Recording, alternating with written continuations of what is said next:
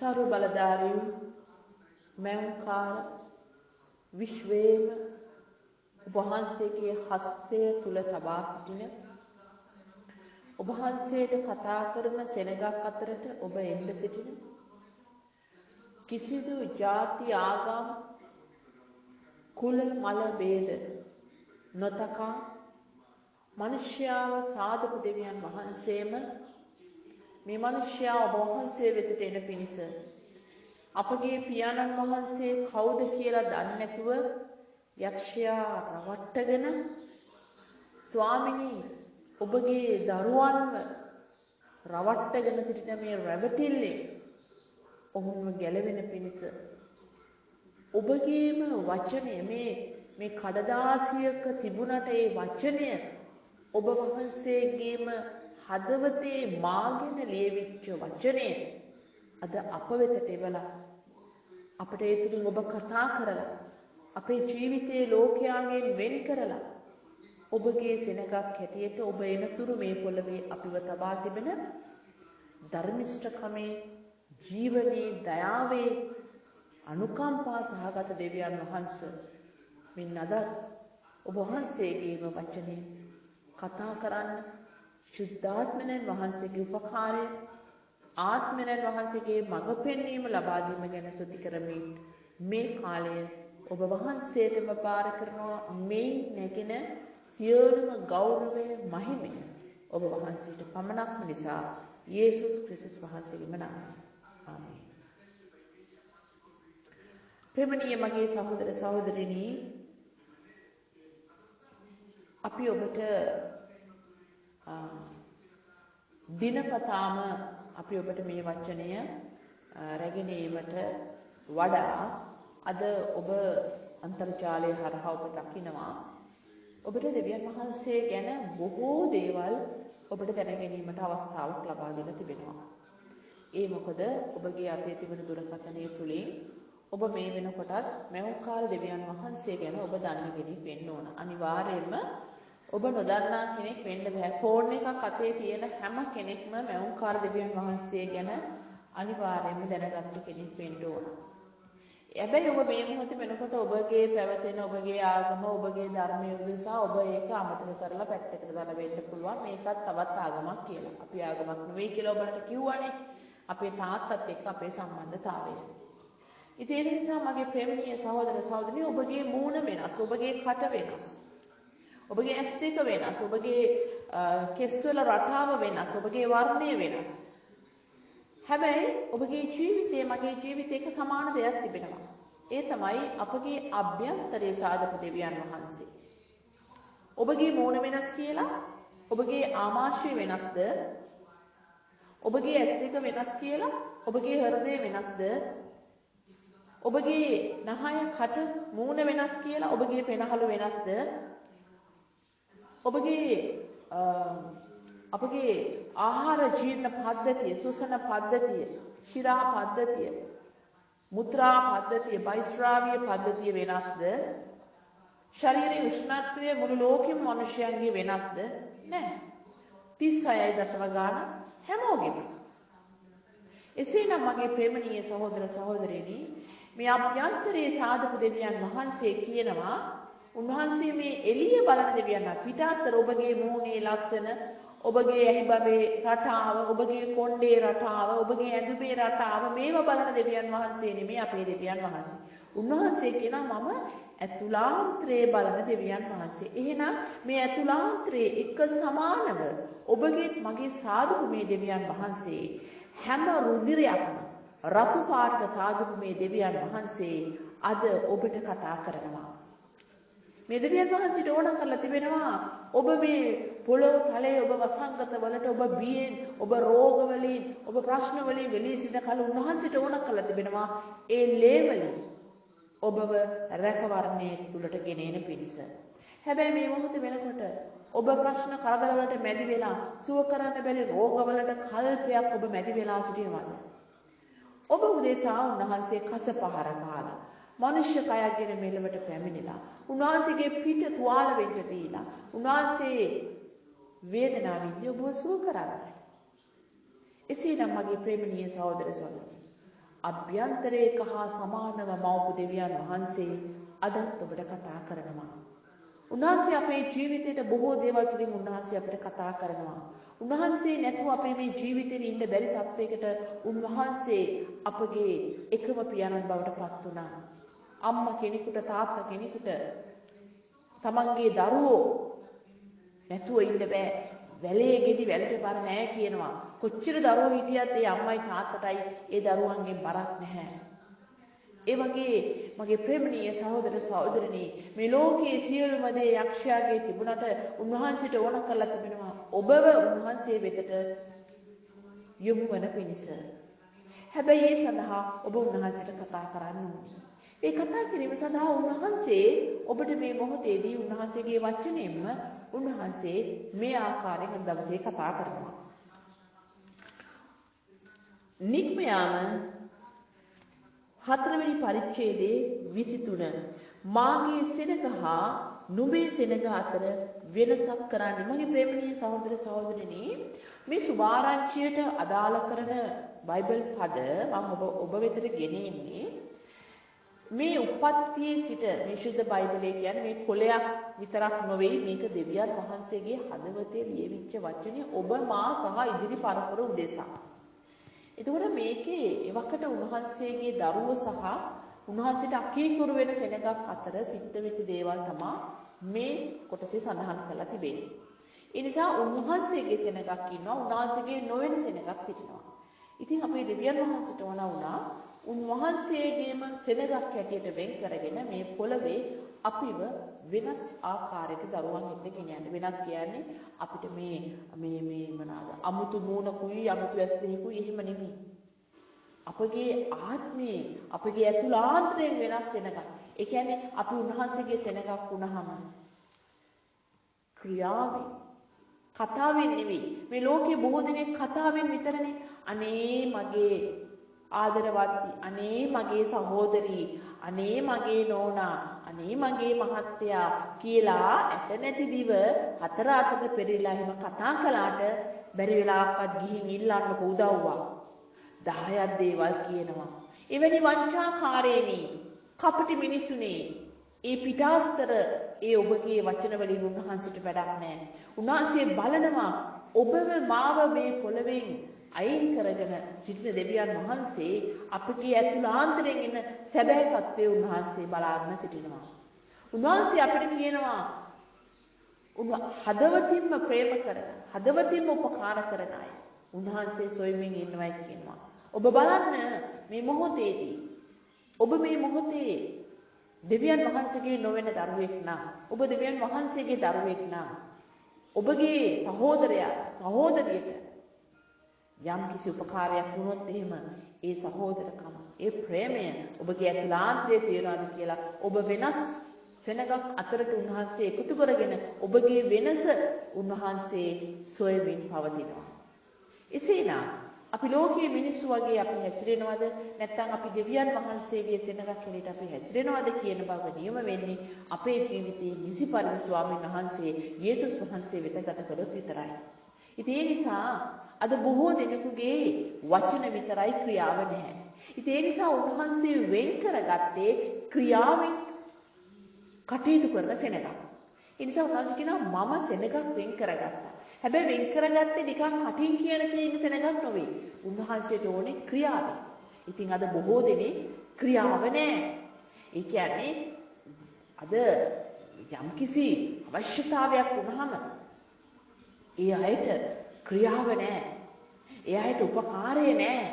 ඒ උපකාරය නැවත දෙනකන් ආපසු දෙනකන් ඉවසිල්ලක් නැහැ.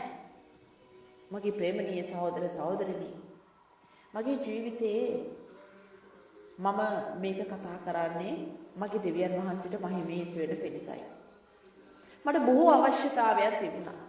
මේ අවශ්‍යතාවයන් තිබෙනකොට මගේ එක්තරා සහෝදරියක් මගෙන් උපකාරයක් ඉල්ලුවා. දැන් මට කරගන්න දෙයක් නැහැ. මට ඊටමත් අත්‍යවශ්‍ය වෙලා තිබෙන මොහොතක මට මේ ආකාරයෙන් කතා කෙරුවා. නමුත් කරන්න දෙයක් නැහැ. මම ඉල්ලපු උපකාරයට මට දහසකුත් දේවල් තිබෙනවා.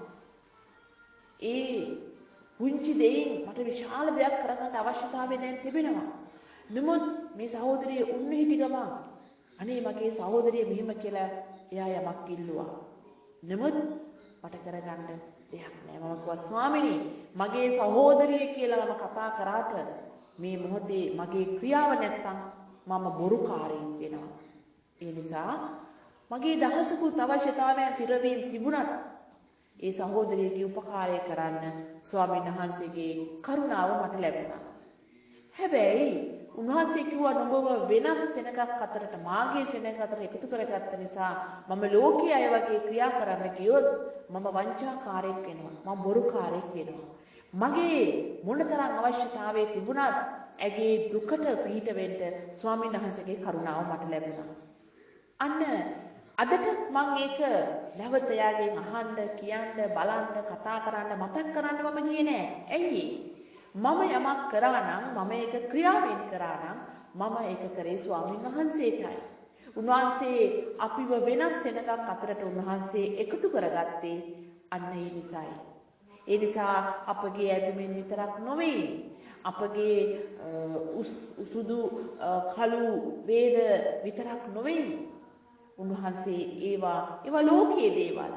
ඇඳුම පැළඳුම, වර්ණ ભેද, උගත්කම, නුගත්කම මේවා ලෝකයේ දේවල්.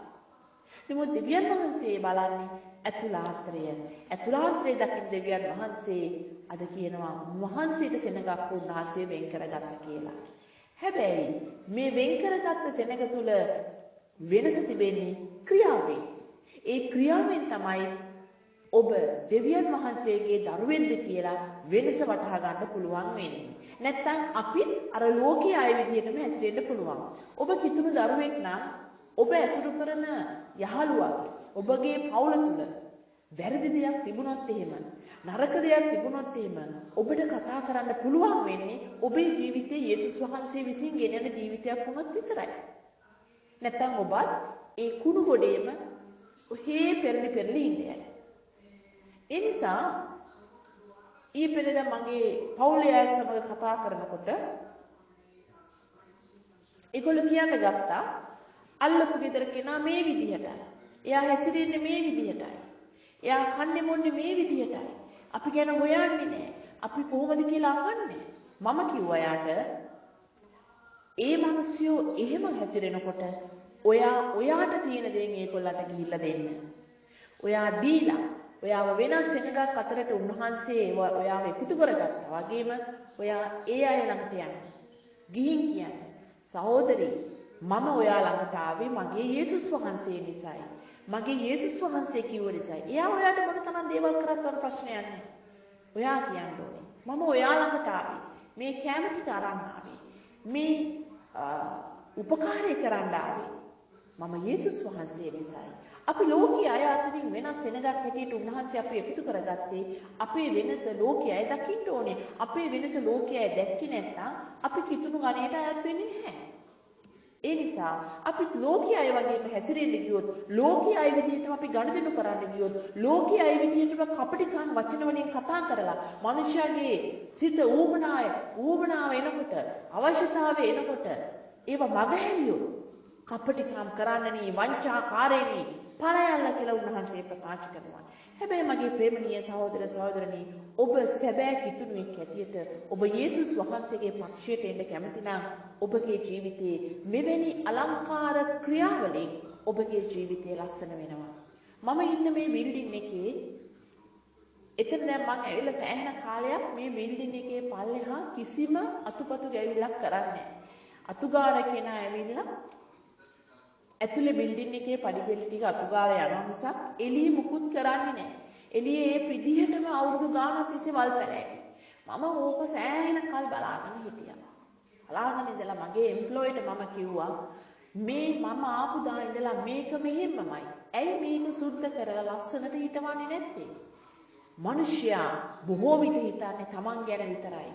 තමන්ගේ දේ ගොඩනගාගෙන තමන්ගේ දේ එකතු කරගෙන තමන්ගේ දේ පිළිල කරගෙන ඉන්න තමයි අද බොහෝ මිනිස්සුගේ. ඒ තමයි ලෝකේ කාරණා. ලෝකයේ මිනිස්සුත් එහෙමනේ. තමන්ගේ දේ ගොඩනගා ගන්නවා, තමන්ගේ දේ හදා ගන්නවා, තමන්ගේ ෆ්‍රිජ් එක පුරව ගන්නවා, තමන්ගේ ගේ වැඩ ටික ඉවර කර ගන්නවා, තමන්ගේ අල්මාරිය පුරව ගන්නවා, තමන්ගේ බඩු මල්ල පුරව ගන්නවා, තමන්ගේ පර්ස් එක පුරව ගන්නවා.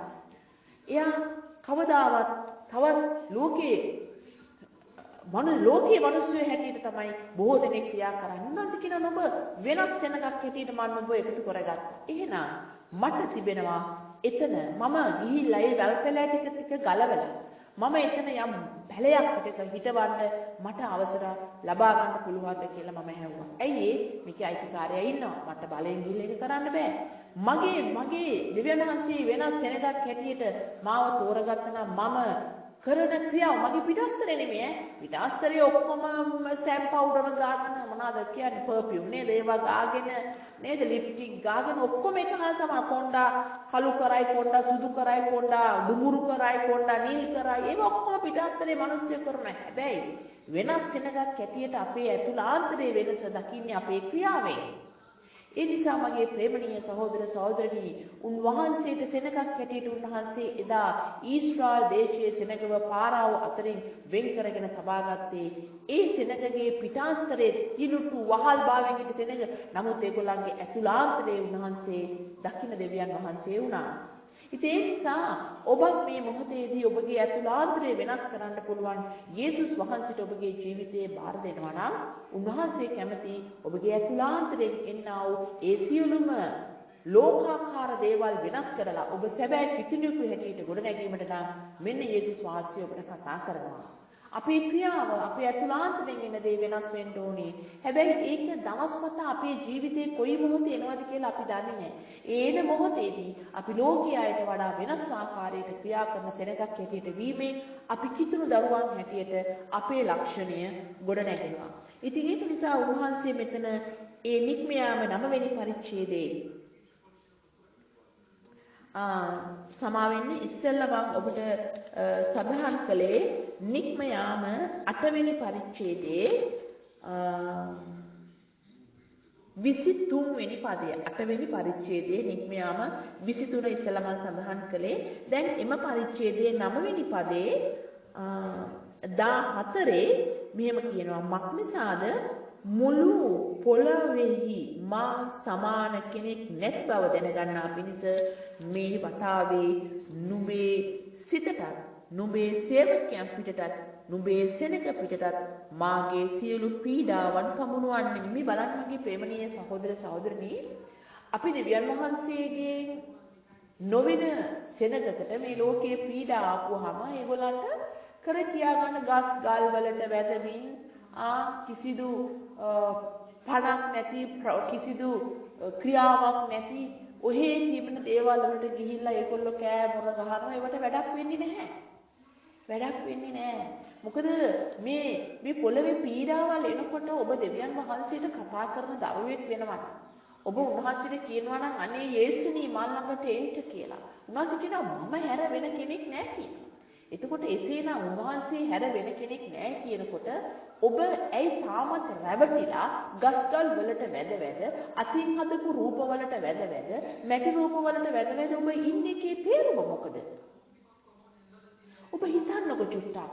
දැන් මල කෙනෙක් මැරිච්චාම උන්වහන්සේගේ වචනේ කියනවා යා මැරිලා ඉවරයි. දැන් අපේ කට්ටිය මොකද කරන්නේ? මල කෙනා මැරිච්චාම තමයි පුදුම දේවල් කරන්නේ. ඉන්නකම් බැලුවේවත් නැහැ. ඉන්නකම් කෑවද? එයා නාවලද? එයා පිරිසිදුවද? එයා බඩගින්නේද? එයාට මොනවද ඕනේ? කිසි දෙයක් බැලුවේ නැහැ. හප්පා මරුණට පස්සේ ඔක තමයි අක්ෂයගේ ක්‍රියාව. ලෝකයේ ක්‍රියාව ඔක තමයි. උන්වහන්සේ කියන්නේ ජීවත් වෙලා ඉන්නකම් එයා ළඟට යන්න, එයාට කවන්න, එයා වෙනුවෙන් යාඥා කරන්න, එයාට ඇඳුම් අඳවන්න, එයාට පිරිසිදු ආහාර දෙන්න, එයා ආස කරන තැනකට එකගෙන යන්න. හැබැයි මැරිච්චාම තමයි ආයි අම්මා පුදුම මංගල්‍ය ගෝචර තමයි මැරිච්චාම. වටේ පිටේ ඔක්කොම එනවා කන්න. දවස් 7ක් ඔක්කොම එනවා කන්න. ඉන්නකම් කක්කචු ගොඩේ මැරිලා ගිය අම්මලා තාත්තලා අද මේ පොළොව තලයේ බොහෝ සිටිනවා. හැබැයි ඔබව ඒ අතරින් ස්වාමීන් වහන්සේ ඔබව තෝරගෙන තිබෙනවා වෙනස් සෙනගක් හැටියට. හැබැයි ඔබගේ ජීවිතේ මේ පොළොව තලයේ ගත කරන හැම මොහොතකදීම ඔබ උන්වහන්සේට කතා නොකළුවොත් ඔබගේ ජීවිතයේ තවත් බොහෝ පීඩාවකට පැමිණෙන්න තිබෙනවා.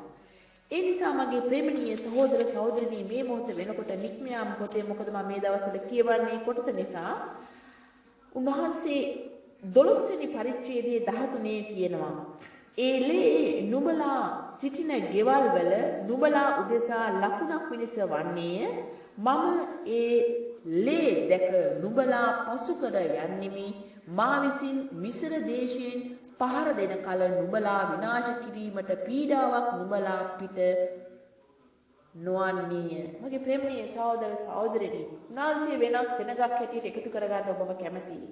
මේ ලෝකයේ එන විනාශකාරී දේවලින් ඔබ පිටට ඒවා නොයන පිණිස උන්වහන්සේගේ ලේවල රැකවරණේ යටතට ඔබ එනවට උන්වහන්සේ කැමතියි.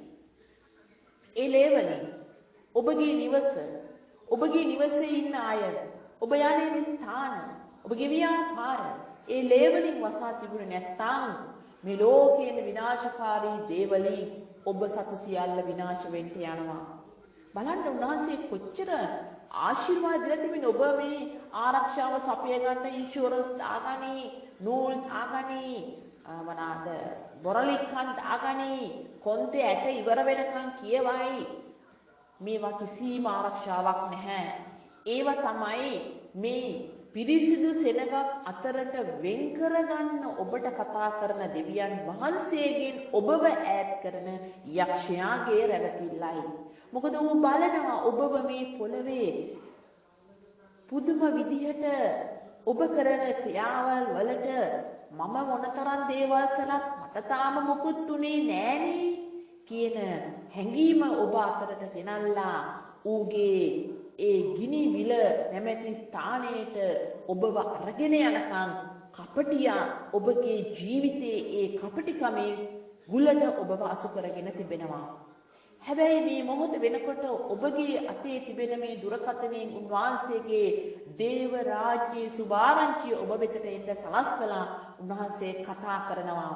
දුවේ පුතේ මම නුඹව වෙනස් සෙනගක් අතරට යොමු කරගන්න කැමතියි. ඒ අභ්‍යන්තරයේ වෙනස මේ ලෝකයේ විනාශකාරී දේවල් එනකොට නුඹට ඒවා නුඹ පිට නොපැමිණෙන පිණිස උන්වහන්සේගේ ලේ කල්වාරියේ ඒ ඊශ්‍රායලයේ දෙවියන් වහන්සේ වූ යේසුස් වහන්සේ මනුෂ්‍ය කයක්ගෙන මුළු ලෝකයාගේ ගැලවීම උදෙසා ඒ පිදුවා වූ කුරුසේ ගලා ගිය ලේවලින් අපගේ රැකවරණය, අපගේ සුවයේ සමාදානය ඉල්ලන සියලු දෙනාට උන්වහන්සේ ලබා දෙන බවට කිසිදු ಜಾති ભેදයක්, කිසිදු ආගම් ભેදයක්, කිසිදු වර්ණ ભેදයක් නොතකා උන්වහන්සේ මවපු මේ කටින් ඔබ කතා කරන දේ දෙන්න උන්වහන්සේ බලවත්ව සිටිනවා. ලෝකේ මිනිස්සු කරන්නා මාලේ කරන කට්ටියක් නෙවෙයි කිතුණුව කියන්නේ. කිතුණුව කියන්නේ තමන්ගේ දුක, තමන්ගේ අවශ්‍යතාවය කොච්චර තිබුණත් අනිත් කෙනාගේ කඳුල පිසදාන කොටසක් තමයි කිතුණුව කියන්නේ. ඒකට නම් අපේ එකම ජීවමාන පියාණන් වහන්සේ අපිට ආදර්ශයක් දුන්නා. උන්වහන්සේ අපිට ඒක ආදර්ශයක් දුන්නා විතරක් නෙමෙයි කරලත් වෙලා බොහෝ දෙනෙක් ඉන්නවනේ කියනවා විතරනේ. කියනවා විතරයි. අනේ මගේ සහෝදරියට මෙහෙම වේවා. අනේ මගේ සහෝදරියගේ මෙහෙම අවශ්‍යතාවය වේවා. අනේ මගේ සහෝදරියට සියලු දේ ලැබේවා. අනේ මගේ සහෝදරියට හැබැයි ක්‍රියාවක් නැහැ. එයාගේ අවශ්‍යතාවය කොහොමද කරන්නේ? එයාට කොහොමද උපකාර කරන්නේ? ක්‍රියාවෙත් නැහැ. හප්පච්චේ කතාවෙන් බොහෝ තියෙනවා. ඒව ඔක්කොම ලෝකේ. ඒව ඔක්කොම ලෝකේ. දෙවියන්වහන්සේට වැඩක් නැහැ කතාව. දෙවියන්වහන්සේට ඕනේ ඔබගේ ක්‍රියාව. දෙවියන්වහන්සේට වැඩක් නැහැ ඔබගේ කතාව. අනේ අරයා මෙහෙමයි, අරයා මෙහෙමයි මේ විදිහේ කතාව වැඩක් නැහැ. උන්වහන්සේ කතාව අඩු කරලා උන්වහන්සේ ක්‍රියාවෙන් උන්වහන්සේ වැඩ කරන අපේ දෙවියන් වහන්සේගේ චරිතය ඔබ තුළ ගොඩනැගීමට නම් ඔබගේ ජීවිතයේ සැබෑ කිතුණුවෙක් හැටියට ක්‍රිස්තුස් වහන්සේ ඒ වලාකුළු අතරින් එනවා ඔබව රැගෙන යන්නට. එතෙක් ඔබගේ ජීවිතයේ මේ ලේවලට ඔබ බාර වෙන්න කැමති නම් යේසුස් වහන්සේට ඔබ කතා කරන්න. උන්වහන්සේට කතා කරලා ඔබ යේසුස් වහන්සේගේ නාමයෙන් කතාව විතරක් නෙවෙයි ක්‍රියාවෙන් ගොඩනගන දරුවෙකු හැටියට ඔබ ගොඩනගෙන්න. මොකද උන්වහන්සේ මේ කාලේ බලන්නේ ක්‍රියාව ඔබගේ. ක්‍රියාව කොහොමද සිද්ධ කරන්නේ කියලා. ඔබට උඩුකම් පාන කෙනාටම ඔබ උඩුකම් පානවද? ඔබට අහංකාර ලෙස ඔබට නිඳා කරන අයට උද්දච්චකමේ සිටින ඔබත් එහෙම කරනවා නම් ඔබ කිතුණුවෙක් නෙවෙයි.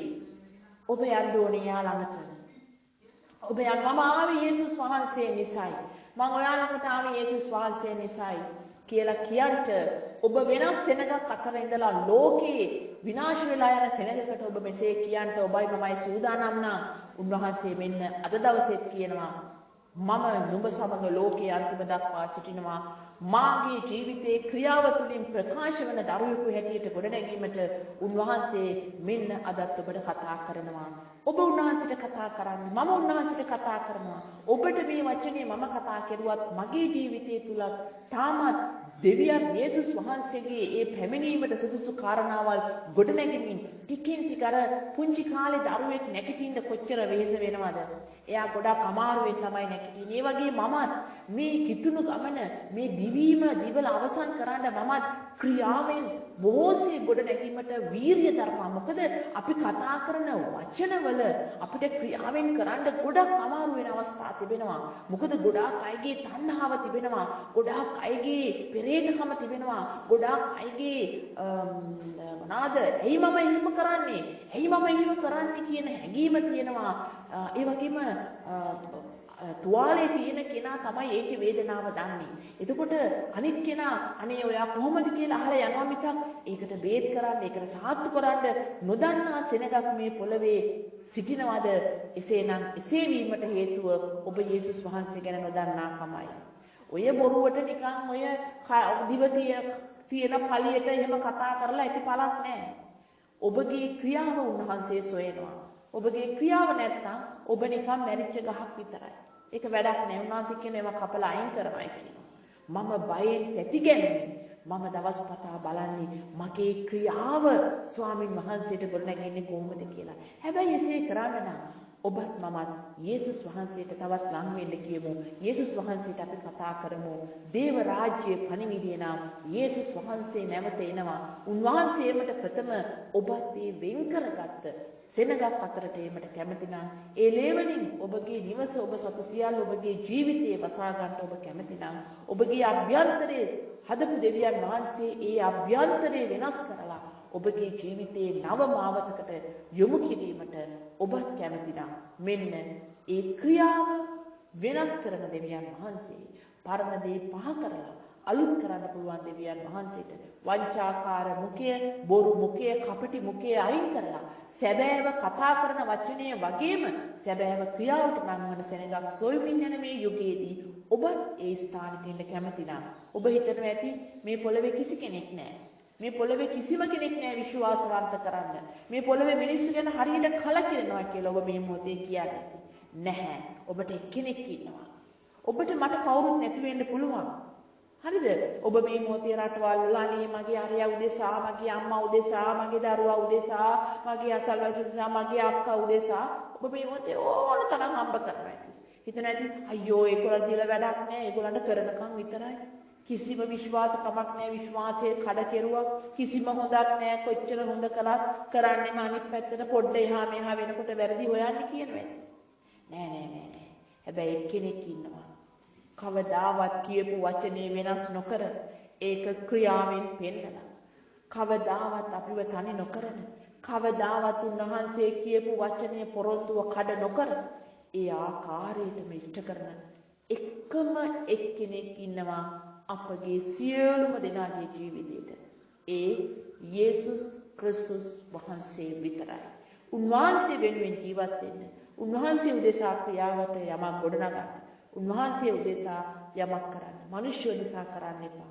ඔබ උන්වහන්සේ උදෙසා ඔබ යමක් කරා නම් ඔබ කවදාවත් ඒක ආපසු බලාපොරොත්තු වීමක් වෙන්නේ නැහැ. නමුත් ඔබගේ ජීවිතයේ ඔබ කරන ක්‍රියාවට මට මම මෙහෙම කරා මට ඒක කවදාවත් ලැබෙන්නේ නැහැ. ලැබෙනවයි කියලා කරන්න යන්න එපා. ඒක ආශිර්වාදයක් නෙමෙයි. මගේ පියාණන් වහන්සේ මට යහපත් දේ කියලා දුන්නා. ඒ නිසා මම යහපත් දේ මගේ ජීවිතේ ක්‍රියාවට ගොඩනගන දරුවෙකු හැටියට මම ක්‍රිස්තුස් වහන්සේගේ උදව් උපකාර ඉල්ලනවා. හැබැයි එසේ ඉල්ලන අයට දෙන්න උන්වහන්සේ විශ්වාසවන්තව සිට නිසා අද ඔබටත් ඔබගේ දරුවෝගේ සියලු දෙනාටත් මේ අනර්ථ අවස්ථාව ඔබගේ ගිලිහී යාමට ප්‍රථම මරණය කොයි මොහොතේ අප වෙත ළඟා වෙයි කියලා දන්නේ. නමුත් උන්වහන්සේගේ ලේබනේ ඔබට රැකවරණය තිබෙන නිසා ඔබ ඒ ඉල්ලනවා. ඔබේ ජීවිතේ වෙනස් කළ හැකි එකම තැනන් වහන්සේ වූ යේසුස් වහන්සේ මෙන් අදත් ඔබට දේව රාජ්‍යයේ පණිවිඩය තුළින් ඔබට කතා කරනවා. ඔබටත් ඔබගේ දරුවෝගේ සියලු දෙනාටත් ඒ ආශිර්වාද හිමි වේවා. යේසුස් වහන්සේගේ නාමයෙන්. යේසුස් පිටයි.